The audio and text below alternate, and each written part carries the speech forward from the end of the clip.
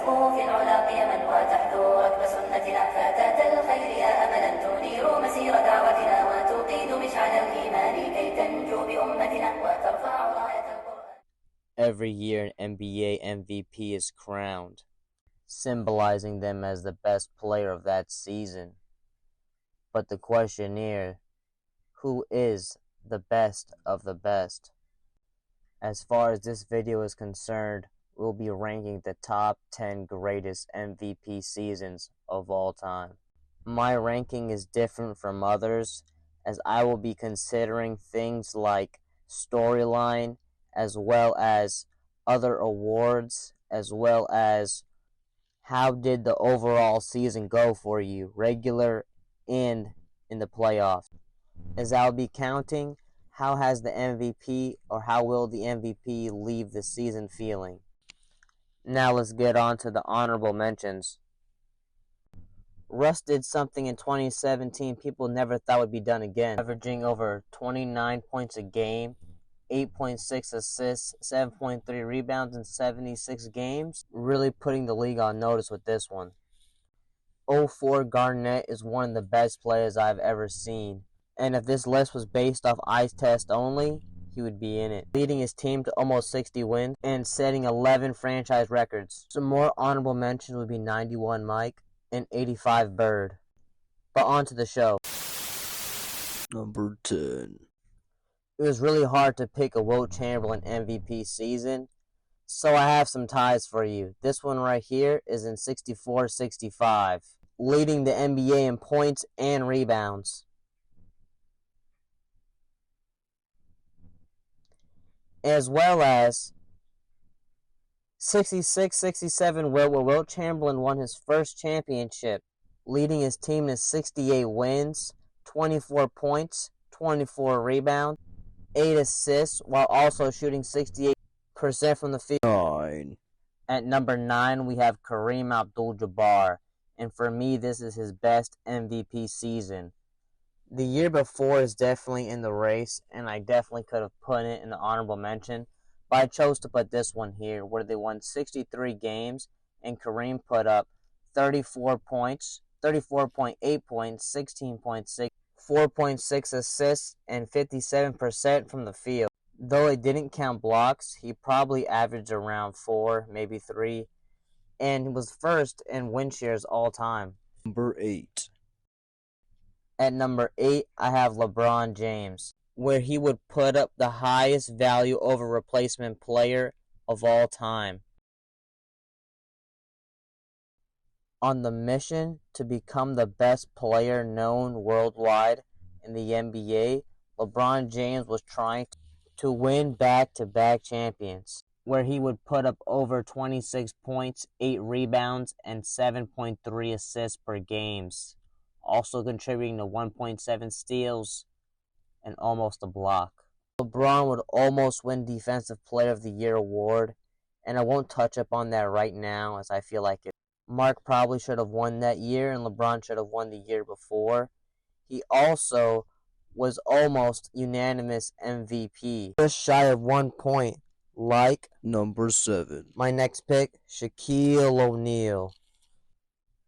This man right here set a legacy for himself with this season. A lot of people just throw away the fact that he got swept with this season right here. When Shaq hit his prime in 2000, a lot of people started flipping the script as the greatest center ever. And he's not that for me, nor the most dominant.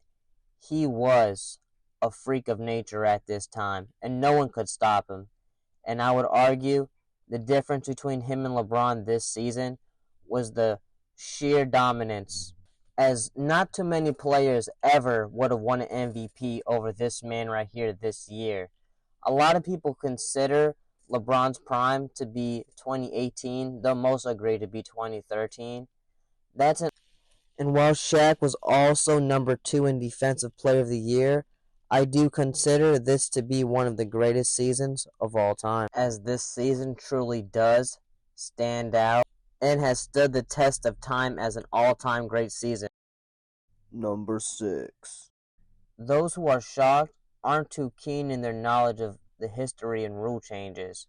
Oscar Robertson, the fact that he was able to commit a triple-double in a time where they favored the big men, where rules and such natures weren't really allowed for the point guard or regular guards to flourish, I really do respect this season. Not only did he average over 31 points a game, 9 to 10 rebounds, and 11 assists, shooting over 48% from the field, when you consider the fact that this league was set up for the big men to win, or more so not set up for the small guys to win, you have to really respect this season here. Considering no three-point shots, and no three-point shots equal no long threes, which is a thing that changed and why so many guards get rebounds nowadays. Second in points, first in assists. Jerry once said he's the best player he ever played against. Number 5. Now you may be considering, how could a player with 13, 14 points a game, 18 rebounds, and 3 assists be on this list? And I will tell you, it's because this player and the player he's tied with are on here for the simple fact this was their rookie season. And the person he's tied with, Wilt Chamberlain. Now, Wilt Chamberlain averaged 37.6 points, 27 rebounds, and 2.3 assists in his first season, making the both of them the only rookie MVPs ever, as well as winning the season's award and the Rookie of the Year award, and making the All-Star team as a rookie, which is also pretty hard. You can leave your Wemby takes home. Number 4. Ending the season at the moment with the best record in NBA history, 96 Michael Jordan makes the 4th spot. Considering they won the championship, I really wanted to put them higher, but here is fine. After coming back from a layoff and a loss against Orlando, he would come back and average 30.4 points, 6.6 rebounds, and 4 assists per game. At a time where the rule set would only let a team score about 100, give or take, the fact that Michael would average 30 points a game would be insane. And the fact that he would lead this team to 72 wins is incredible. 3. Not only leading his team to the best record in NBA history, but also winning this unanimously. This is Steph Curry. With a season so dangerous, people consider just skipping over LeBron. I remember during the year, Steph Curry versus Michael Jordan talks being the new thing. And though the talks were blasphemous, this season right here basically ranks him where he is all time. And this is a big reason why the whole NBA has changed just based off this one season. Number 2. As much as I'd love to put number 1 at a tie, I won't put y'all through that. For me, this is really tough, as these are both the greatest seasons of all time, but one ended with the championship. So this is number 2 for me. Looking at Mike's season right here, he led the league in scoring and was the defensive player of the year. And though it looks like his stats may have been cooked a little, I still contest there was no other defensive player of the year except for him that year. And this is a comparison between first and second. I feel like this year Michael Jordan could have definitely won the championship with the team surrounded. So I feel like this here is an ultimate W, an ultimate season. Michael Jordan not only won MVP, but Defensive Player of the Year, All-Star MVP, scoring titles, and much more accolades. Number 1.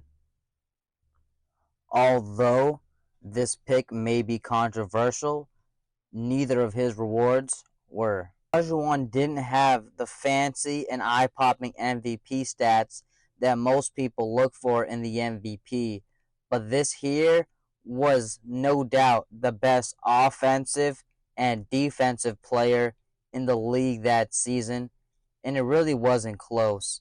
Olajuwon not only was the best in those two respective things, he also led his team to the championship, solidifying his value, not only winning MVP, but Defensive Player of the Year and Finals MVP all in the same year. It was really tough picking between the two.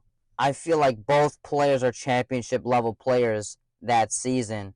But for me, when you consider no cooking of the stats, the time it was accomplished, and the competition that was at the center spot, and taking home the trophy, I have to place this as the greatest MVP season of all time. I originally looked at this as the greatest single season of all time. Once I had to make this list, I came to the conclusion Olajuwon becoming the MVP just allowed him to be number one on this list as well, at least in my opinion. When considering the Bulls had got rid of Woolridge, it made sense that someone had to score, or pick up the lack of scoring, that is. And what I'm sure of is in '94, Olajuwon was the best player in the world and won the championship that year with the Houston Rockets. And I'm not too sure '88 Mike would have won the championship with the '94 Rockets. When considering they're both MVP and Defensive Player of the Year, that really does settle it for me. As I said before, in '88, if Michael had a good enough team like his opponents did, he would have won. But '94, with the team that Olajuwon had, I'm not too sure. Making this not only the greatest season of all time, not only the greatest championship of all time, but the greatest MVP season of all time. Like and subscribe. That's it for today's video. Let's hear the champion. NBA Most Valuable Player.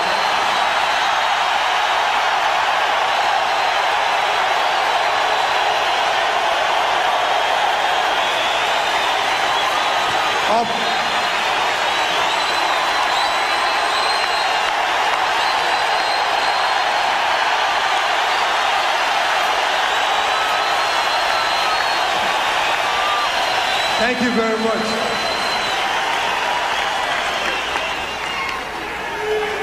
All praise is due to God.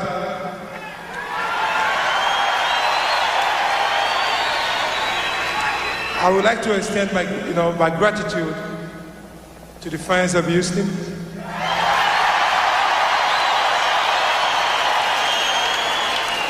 And as you know, basketball is a team sport. And I'd like to extend my gratitude to my teammates for their contributions for making this happen. Thank you very much. فتاة الخير يا فتاة الخير فتاة الخير يا فتاة الخير فتاة الخير يا فتاة الخير فتاة الخير يا فتاة الخير فتاة دعوتنا وتوقيد مشعل الإيمان